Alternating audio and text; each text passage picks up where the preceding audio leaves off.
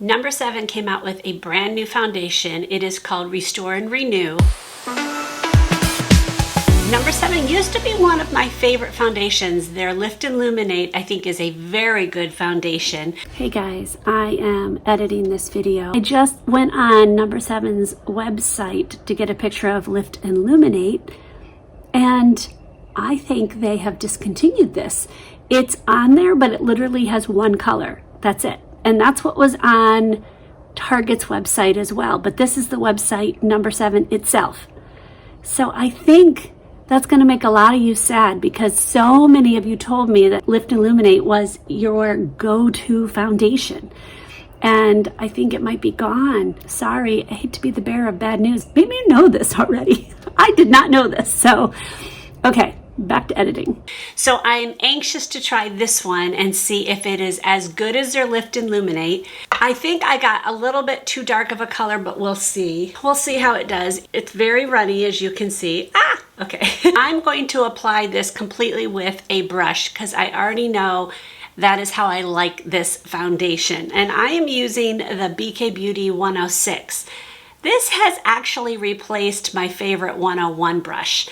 So both from BK Beauty. So this, I don't know why, but this is just so much better. Lisa J, who is the founder of BK Beauty, always uses this one. And I was like, why does she always use that when the 101 is like the most popular one? But so I thought I would try it. And Lisa, you're right. I think this one's actually better for me. And I think it's because I have smaller features where the 101 brush is bigger. But I digress. This is not about the brushes. This is about the foundation. So I'm going to go ahead. I almost forgot. I was going to put on a primer. I'm going to use the Revlon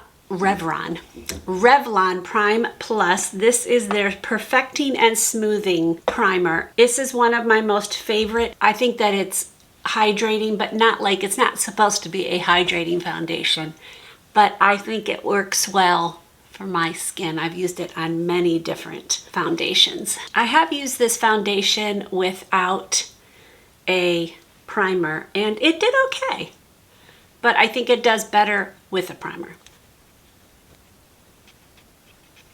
All right, you can see some of my hyperpigmentation coming through there, which is normal. It looks fabulous. Oh my heart, it looks amazing. Wow, okay. So good.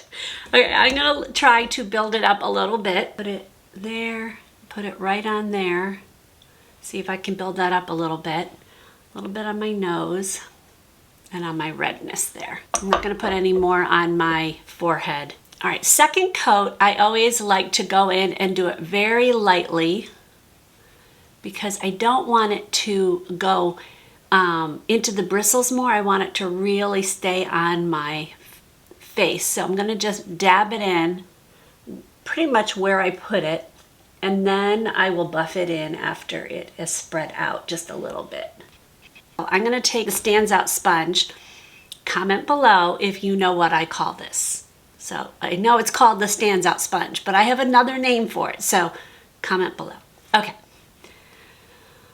So this I just take and just kind of dab it all around my face.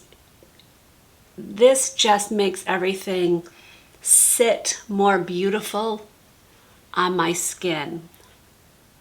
I don't really rub much. It will also soak up anything extra because this is not wet, this is dry. You can use it wet. It's beautiful. Oh my, that looks so good. It's so pretty. This is so pretty. Wow, okay. It really did pretty good there. We'll see how it lasts throughout the day because I will be doing check-ins, but it just looks so pretty. Okay, it is gathering on my forehead, but not drastically. I do think I am going to set it down. My under eye looks pretty good. I am going to powder it down a little bit. It doesn't need to be done a lot, but it does need to be done a little bit. I'm going to take Physicians Formula Butter Believe It. This new powder they have is just so pretty. I love how it's got the different colors and it sits really well on the skin. It does have that Physicians Formula smell. And I like that if you want to get a lighter color, you get up here, or you get a darker down here. It's kind of like a sunset. I guess it would be the other, no. Oh, and there's the brush. I don't use the brush, clearly it's still in the plastic. Okay, so I am going, that scared me. I'm going to just use a puff, and I'm going to take my sponge and just make sure everything is out of my creases, and then I lift my head to open up the creases and then just press it into those areas. And then I'm going to take a little more, and this time I'm going to focus it on the top portion so it's a little bit lighter so I can have brighter under eyes. And I'm just going to dab it out with my finger and then pull a little bit and then get it under my eye. So you can see how it just kind of softens up that area, but it doesn't make it look dry. I don't know if you guys can see that. I can see it. And then I am gonna do around my nose because that always creases. And I am dealing with a bit of, I think, allergies. I don't think I have a cold. I think I have allergies. So put this around my nose. And then I always deal with it creasing around my mouth. I'm not going to do the rest of my face because I am going to use cream products. My skin looks so good. I'm hoping you guys can see it. I mean, there's no cakey. There's no, oh my goodness, it just, oh, I would itch, itch, itch, itch. Okay.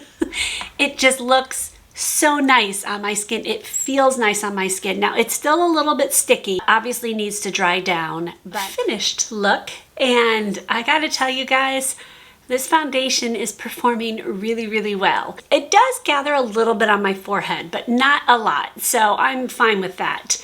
It feels nice on my skin.